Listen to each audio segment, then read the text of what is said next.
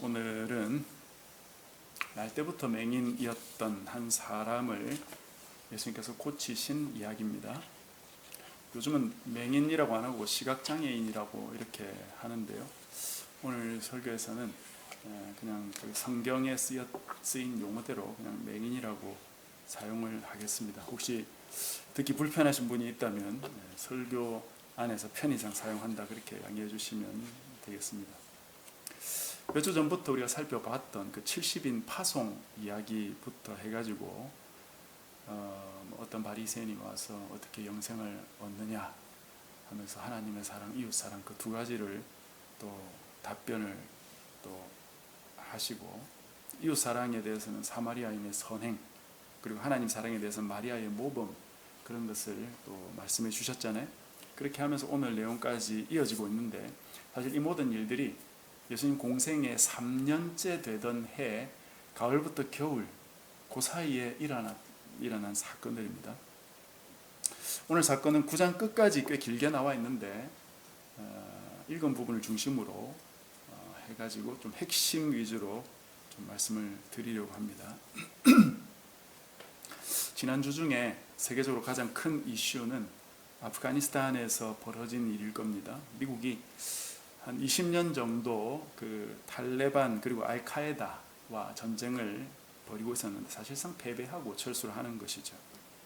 미군이 철수함에 따라 함께 들어갔던 다른 나라 사람들도 역시 자기 나라로 철수를 해야 됐는데요. 그렇지 않으면 그 나라 정권에 의해서 언제 어떻게 어떤 변을 당할지 알 수 없지 않습니까? 그래서 우리나라 국민들도 그에 맞춰서 철수를 이렇게 했습니다. 그런데 우리나라 사람들은 철수를 했지만 우리나라 사람들이 아프간에 있을 때 함께 도우면서 그 나라 재건에 힘썼던 그 아프간 사람들이 있었거든요. 그들을 우리나라로 수송해오는 그런 작전이 있었습니다. 작전명이 미라클이었는데, 이 작전은 우리나라 사람들을 도왔던 그 391명의 사람들을 특별 기여자라고 명명해서 군수송기를 통해서 우리나라로 데려오는 그런 작전이었는데 안전하게 잘 마쳤습니다. 앞으로 이 사람들 우리나라에 살면서 우리 구성원의 일부가 될 수도 있고 원한다면 다른 나라로 이민을 갈 수도 있답니다. 이 작전이 군수송 작전이었기 때문에 굉장히 위험하기도 했고, 또 우리나라 군인으로만 불가능해서 미군의 협조를 받아가지고 그 미군의 버스를 이용해서 각지에 흩어져 있던 사람들을 그 버스에 태워서 카불 공항으로 이동시켜서 카불 공항에 있던 우리 수송기를 태우고 이렇게 왔다고 합니다. 하루만 늦었어도 그 카불 공항에 테러가 났었잖아요, 그죠? 그 바로 첫날 우리가 작전을 성공했는데 큰일 날 뻔했죠. 우리나라뿐 아니라 독일이나 벨기에, 또 유럽의 몇 나라들, 그리고 일본 이런 나라들도 비슷한 작전을 시행을 했는데 사실상 성공한 나라는 우리나라밖에 없다고 해요. 특별 기여자 391명을 실어 오기는 했는데 사실 그것 때문에 우리가 언론에서도 잘했느니 그런 이야기가 있고, 국제적으로도 보면 우리나라를 모범적으로 삼는다 그런 이야기도 있긴 한데, 사실 그 나라는 아직 3천만 명이 넘는 사람들이 그 나라에 남아 있죠. 그 사람들이 언제 어떻게 탈레반에 의해서 또 알카에다에 의해서 희생될지 사실은 알 수 없죠. 그런 걸 생각해 보면 한편 오늘 이 본문의 질문이 떠오르지 않습니까? 과연 이 사람들이 아프간에 태어난 건 누구 죄 때문인가? 그들의 죄인가? 아니면 그들의 부모의 죄인가? 아니면 우연인가 그냥? 여러분 한 번씩 이런 질문을 해보지 않았는지 모르겠어요.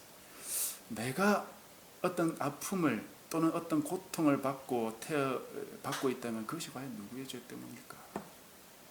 저 아이가 부모 없이 홀로 보육원에 버려져서 저렇게 양육되고 있다면 참 누구 죄 때문인가? 누구의 잘못인가? 지금도 아프리카 일부에서는 마실 물이 없어서 흙탕물을 마시면서 그것 때문에 모든 병을 앓고 있는 사람들인데 그 사람들은 왜 저런가? 도대체 누구의 잘못인가? 모든 문제에 대해서 우리가 이런 시각으로 접근할 수 있을 겁니다. 이런 질문에 대해서 주님은 어떤 대답을 하셨고 또 어떻게 역사하셨는지 우리가 좀 오늘 본문을 통해 좀 살피면 좋겠고요. 이게 쉽지 않고 사실 굉장히 방대한 주제이기는 한데 우리가 아는 부분까지 같이 성경을 통해서 좀 정리를 해보면 좋겠습니다. 1절을 한번 보십시오. 예수님과 제자들이 함께 길을 가고 있었습니다. 그때 날 때부터 맹인된 사람을 보게 되었지요. 당시 맹인들은 일해서 먹고 살 길이 없기 때문에 빌어먹고 사는 수밖에 없었어요. 아마 이 맹인도 자기 앞에 어떤 자리 같은 걸 펴두고 행인들한테 동전 한 입 달라고, 내게 한 입 주면 하나님 복 받을 거다, 그런 소리를 지르고 있었을 겁니다.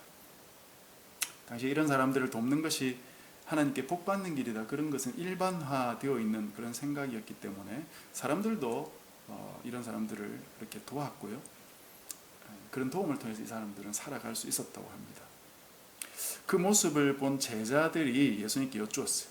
랍비여, 이 사람이 맹인으로 난 것이 누구의 죄로 인함이니까? 자기니까, 그의 부모니까? 굉장히 상식적인 질문이죠. 좋은 일을 하면 복 받고 악한 일을 하면 벌 받을 것이니까 자기들 보기에는 이 맹인은 벌을 받은 것 같다 이거죠. 도대체 누구 때문에 그렇게 된 겁니까? 이 생각 자체가 그렇게 큰 잘못이라고 할 수는 없겠습니다. 성경의 상당 부분은 이런 가치관이 나오죠. 하나님의 말씀에 순종하면 복 받고 불순종하면 벌 받는다, 그렇게 되어 있습니다. 아담과 하와가 불순종해서 벌 받았고 노아는 순종해서 복 받았죠. 광야에서 모든 백성들이 불순종해서 가나안에 들어갈 수 없게 되었지만 여호수아와 갈렙은 하나님께서 그들은 나의 종이다, 내 말을 순전히 잘 따랐다, 그래서 가나안에 들어갈 수 있는 복을 주셨어요.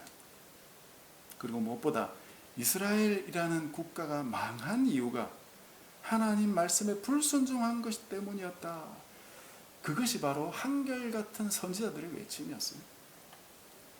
따라서 하나님 말씀에 순종하면 복을 받고 불순종하면 벌 받는다. 그건 성경에 기본적으로 깔려있는 그런 사상입니다. 그래서 제자들은 이 맹인으로 태어난 것 자체를 누군가의 죄 때문이 아닐까, 그런 생각을 했던 것이죠. 그런데 주님은 놀랍게도 아주 다른 답변을 하셨어요. 3절입니다. 이 사람이나 그 부모의 죄로 인한 것이 아니라 그에게서 하나님이 하시는 일을 나타내고자 하십니다. 이 사람이나 그 부모 죄가 아니라 하나님의 어떤 뜻이 있다는 것이에요. 이 사람을 통해서 하나님이 하시는 일을 나타내시려고 하신다 이거죠. 하나님 하시는 일은 뭡니까? 하나님의 역사요, 하나님의 기적이요, 또 하나님의 심판과 구원이겠죠. 하나님 못하실 일이 없지 않습니까? 모든 걸 하나님은 다 하시죠. 그 모든 걸 이 사람 한 명에 다 한다는 뜻은 아니고 그 중에 어떤 일부를 하나님께서 계획하신 것을 하시려는 뜻이 있다는 거죠. 그리고 이렇게 말씀하셨습니다. 4절에 때가 아직 낮음에 나를 보내신 이의 일을 우리가 하여야 하리라. 밤이 오리니 그때는 아무도 일할 수 없느니라. 내가 세상에 있는 동안은 세상의 빛이로라. 때가 아직 낮이다. 그래서 나를 보내신 이의 일을 내가 해야 된다. 요한복음에서 예수님이 강조하신 것 중 하나가 바로 예수님 자기가 원해서 스스로 무언가를 하는 게 아니고 하나님이 내게 맡긴 일을 나는 하는 것이다. 그런 사상이 굉장히 강하게 나타납니다. 아들이 스스로 자의로 뭔가를 하지 않고 하나님 아버지께서 하시는 것을 보고 나도 하는 것이고, 아버지가 구원하면 나도 구원하는 일을 하고, 아버지가 심판하시는 것도 이제는 아들에게 다 맡겨가지고 아들이 내가 심판을 대행하고 그렇게 하는 것이다. 그래서 아들의 말을 듣고 순종하는 것은 단지 아들에게 순종하는 것이 아니라 아버지 하나님께 순종하는 것과 똑같고, 나를 믿고 신뢰하는 것은 바로 나를 보내신 하나님 아버지를 믿는 것이다. 그렇게 이야기하죠. 여기서도 역시 예수님이 하시는 일은 아버지께서 하라고 맡기신 일을 철저히 순종하는 것이지 마음대로 하는 게 아니다 이거예요. 밤이 오면 아무도 일할 수 없죠. 일할 수 없는 시간을 밤이라고 했기 때문에 예수님께 밤이라는 건 구체적으로 말하면 십자가 사건이라고 생각할 수 있겠습니다. 십자가에서는 주님이 더 이상 다른 일을 하시지 않으셨죠. 그래서 주님의 죽으심을 스스로 받아들이시는 그런 수동적인 시간이었다라고 볼 수 있겠습니다. 그러나 주님은 그게 다가 아니라 당신께서 세상에 있는 동안에는 세상의 빛이시다 이렇게 말씀하시면서 빛이 있는 낮에 일해야 하지만 그 낮의 빛이 바로 당신 자신이라고 그렇게 말씀하셨어요. 그러니 예수님께서 일하시고 계신 때가 또한 낮이 되는 것이죠.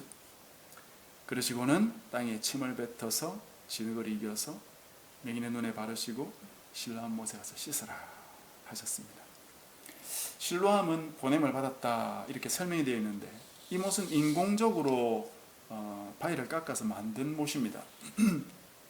과거 히스기야 때 아수르의 그 사네립이 예루살렘을 포위한 적이 있었는데 그때 예루살렘 성 안에 백성들이 이렇게 갇혀 있었거든요.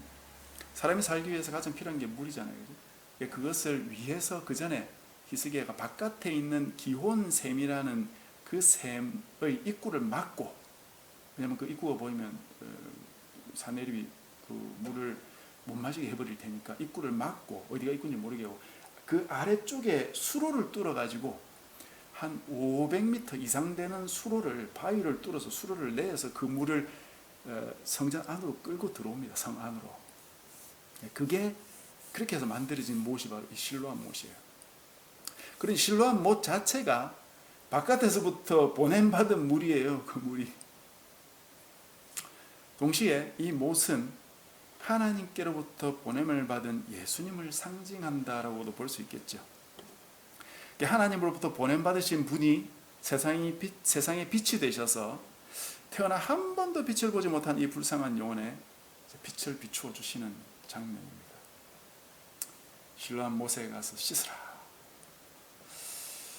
보냄을 받아 만들어진 그 못에 이 사람을 보내셔서 그의 눈을 밝혀주시고 구원해 주셨습니다.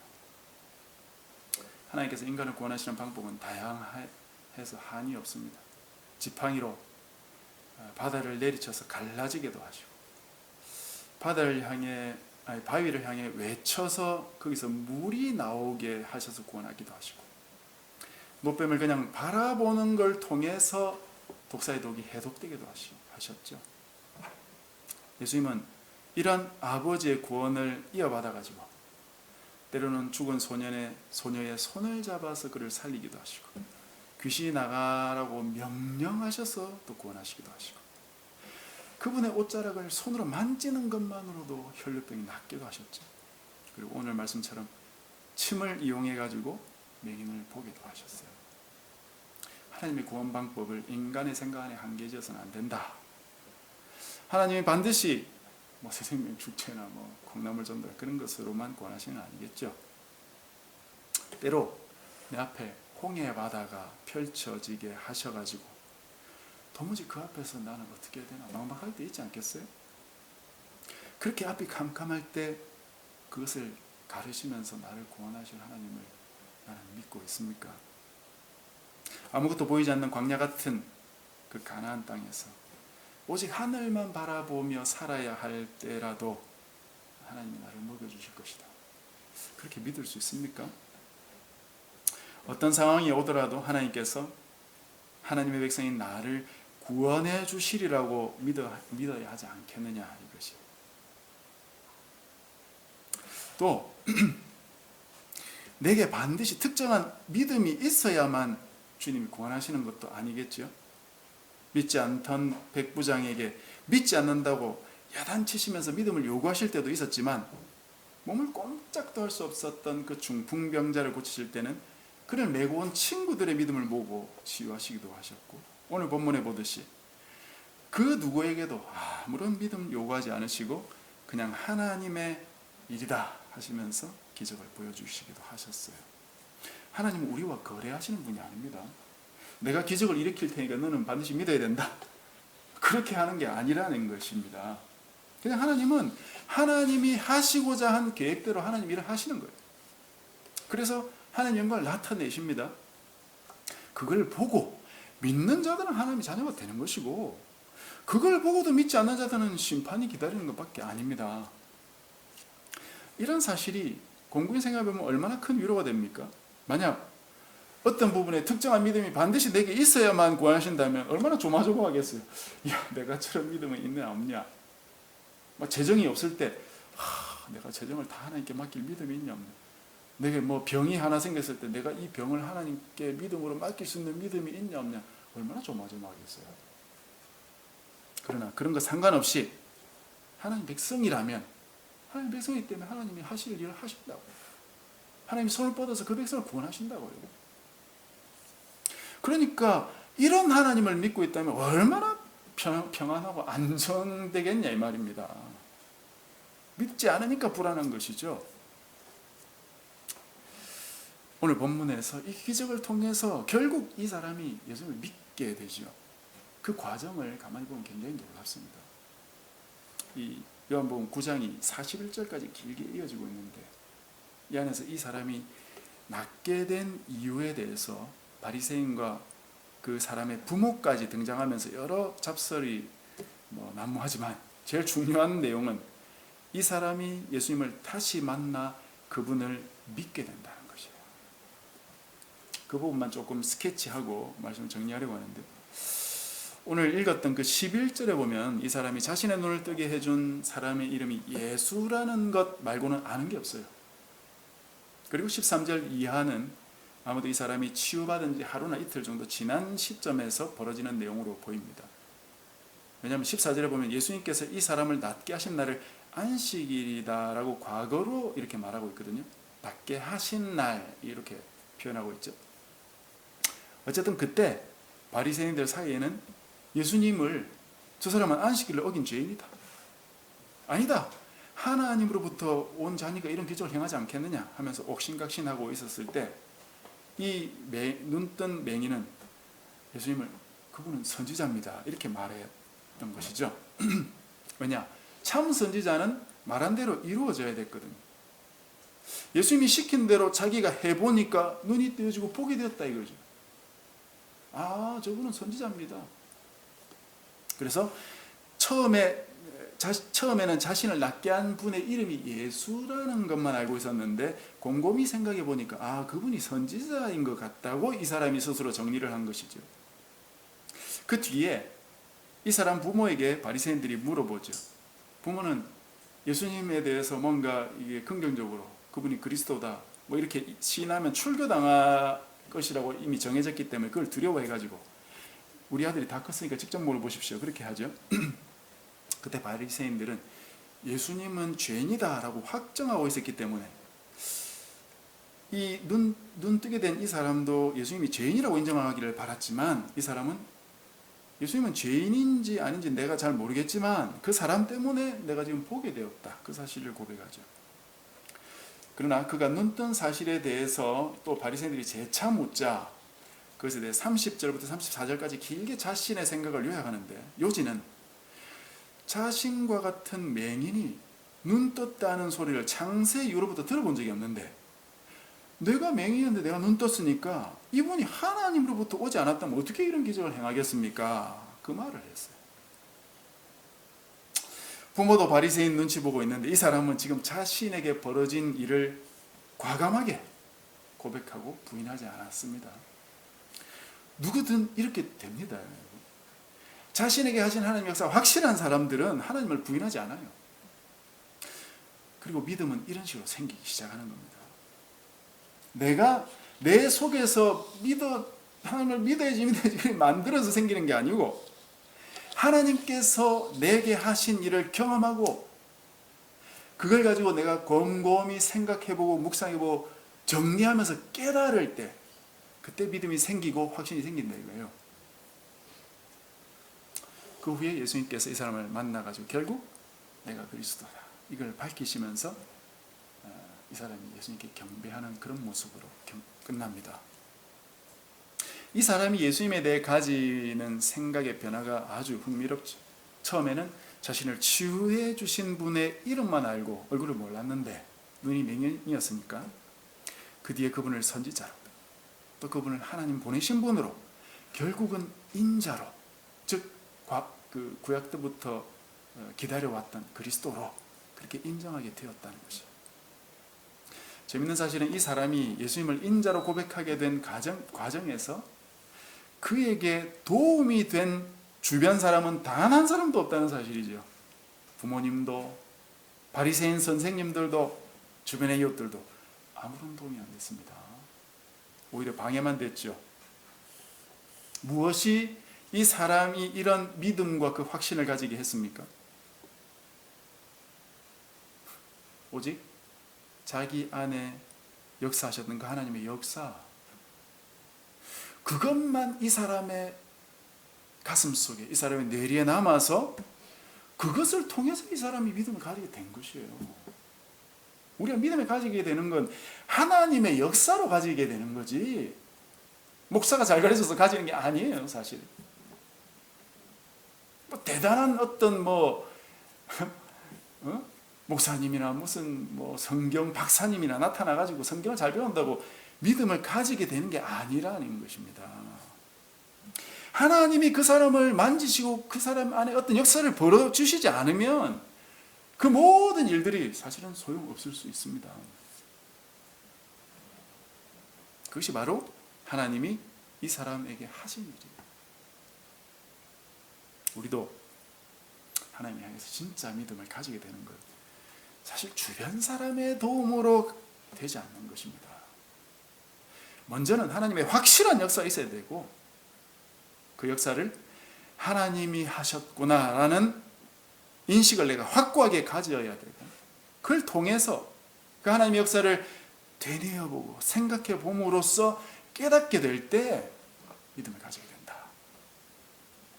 하나님의 일이 확실하지 않다든지, 또는 하나님이 하신 것은 맞지만 내가 깊이 묵상해 보지 않는다면, 생각을 정리해 보지 않는다면 정확한 깨달음에 도달하기가 어려울 수 있습니다. 마지막으로 앞에서 제기했던 그 질문을 정리하면서 이렇게 말씀을 마치려고 하는데, 왜 어떤 사람은 좋은 가문에 좋은 부모 만나서 유복한 집안에서 편안하게 자라고, 어떤 사람은 지독한 가난 속에, 또는 선천성 장애를 가지고, 또는 조금 진짜 문제 있는 부모를 만나서 고통하며 힘들게 살아가는 것일까? 왜 아프간에 태어난 사람은 아프간에 태어났다는 이유만으로 그 고통을 받고 살아야 되고, 우리나라에 태어난 사람들은 우리나라에 태어났다는 이유로 상대적으로 유복한 환경 속에서 최첨단 문명의 이기를 누리며 살 수 있는가? 제가 이런 질문을 제기해도 들으면서 여러분 머릿속에 그게 상대적이구나, 그런 생각이 좀 들지 않습니까? 과연 우리나라에 사는 사람이 복받은 사람이고 아프간에 태어난 사람은 저주받은 사람이 맞습니까? 그럼 꼭 그렇게 볼 수 없지 않겠어요? 이 중에 어떤 삶이 더 나은 삶이라고 정말 말할 수 있어요? 말할 수 없습니다. 모든 것이 상대적이에요. 눈 감고 있는 맹인이 저주받은 것입니까? 눈을 감아서 눈을 뜨고 영안이 닫혀 있는 사람, 하나님을 알지 못하는 사람보다 눈 감고 하나님 만난 사람이 더 낫지 않아요? 사실은 이 모든 일들이 이 세상에서 왜 이렇게 벌어지는지에 대해서 우리는 답을 가지고 있지 않아요. 하나님께서 답을 주시지 않습니다, 여러분. 성경에서 우리가 알 수 있는 것만 몇 가지만 제가 좀 정리를 하고 마치겠는데요. 먼저는 앞에서도 말씀드렸듯이 일반적으로 어떤 사람이 죄와 연관된 경우가 있죠. 앞서 우리가 오늘이 아니고 한 몇 달 전에 살폈던 그 38년 된 안전뱅이, 베데스다 목가에 앉아있던 그 사람은 바로 죄와 연관된 잘못이 있었던 사람이죠. 주님께서 고치시고 나서는 뭐라 했습니까? 더 심한 것이 생기지 않게 다시는 죄를 범하지 말라, 그렇게 말씀하셨어요. 그 사람의 경우는 분명히 자신의 죄와 연관이 있었던 것이 분명합니다. 그런 사람들은 자신의 죄를 버릴 때 진정한 몸의 구속을 얻게 되겠죠. 두 번째 경우는 꼭 죄는 아니더라도 하나님 백성들을 인내와 연단의 훈련을 위해서 주님 주시는 고통과 아픔이 있습니다. 이 경우가 사실은 제일 많다고 생각이 듭니다. 야고보서에 보면 성도들이 당하는 여러 시험을 기쁘게 여기라 라고 말하면서 그런 시험을 잘 참고 인내하라고 야고보가 격려합니다. 왜냐? 그런 시험이 하나님 백성들을 온전케 만들어간다. 그 대표적인 경우로 욥을 언급하죠. 욥기를 읽어보면 장황해서 이해가 쉽지 않습니다. 도대체 주님이 뭐라고 말씀하시는 건지. 가장 중요한 메시지는 뭐냐면 세상의 모든 것, 심지어 악까지도 하나님이 통제하시고 제어하시고 다스리신다. 하나님이 섭리하신다. 그것이 욥기에 하나님이 주신 답변이에요. 그러니 잘 몰라도 나만 믿고 따라오라. 그 말씀을 하나님이 하시는 거거든요. 욥기 끝에 보면 하나님 이 말씀을 듣고 나서 욥이 막 회개하는 장면 나오죠. 그것은 욥이 자신의 고난의 이유를 알아서 회개하는 게 아닙니다. 하나님이 그걸 가르쳐 주지 않았어요. 단지 네가 어떤 고난을 당했든지 간에 나의 주권과 다스림 앞에서 네가 살아가고 있다는 걸 기억해라. 그런 하나님의 엄청난 주권에 대한 말씀을 듣고 나서 내가 잘 모르고 이런저런 말을 떠벌렸구나. 내가 어리석었구나. 내가 잘 알 수 없는 것까지 내가 하나님께 따지려고 했구나 했던 그 교만을 자기가 회개했던 것이거든요. 답을 얻은 게 아니에요. 여러분 어쩌면 우리 인생에는 우리가 모르는 답, 우리가 안고 주님에게 가야 되는 답이 그런 질문들이 있을 겁니다. 이 세상에서 우리 삶은 답이 없어 보이는 게 많죠. 그 안에서 하나님의 백성이라면 어떻게 해야 되는가? 내가 잘 모르는 일이라도 모든 것이 하나님의 손 안에 있음을 믿고 받아들여야 된다라는 것이 욥기의 결론입니다.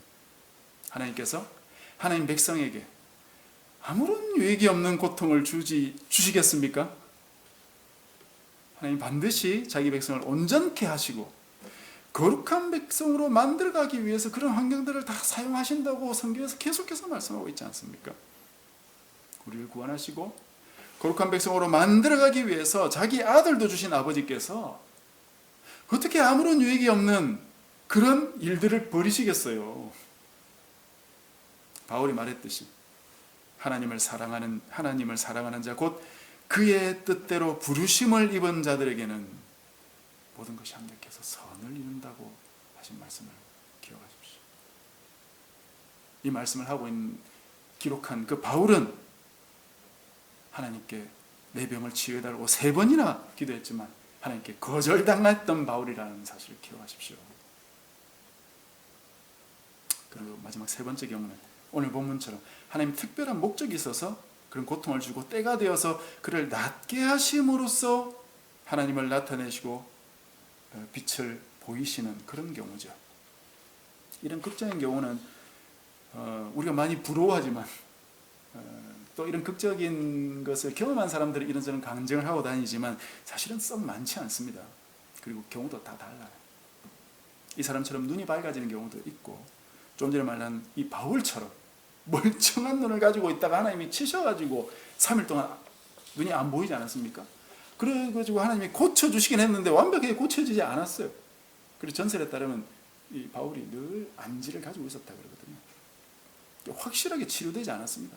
그럼에도 엄청난 하나님의 사람으로 복음 전도자로 쓰임받지 않았습니까? 그런 케이스도 있다.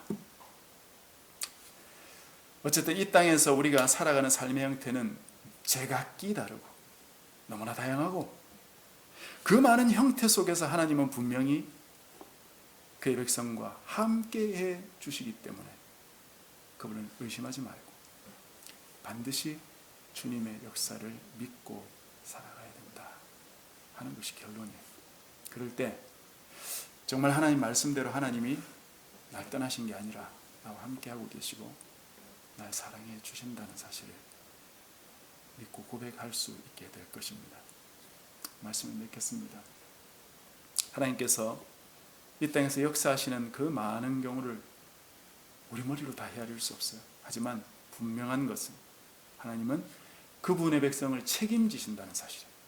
어떤 상황이 오더라도 어떤 환난과 고통과 인내의 시험거리가 오더라도 흔들리지 마시고 이 주님을 굳게 붙들어야 됩니다. 그러면 주님의 빛을 보게 될 것입니다.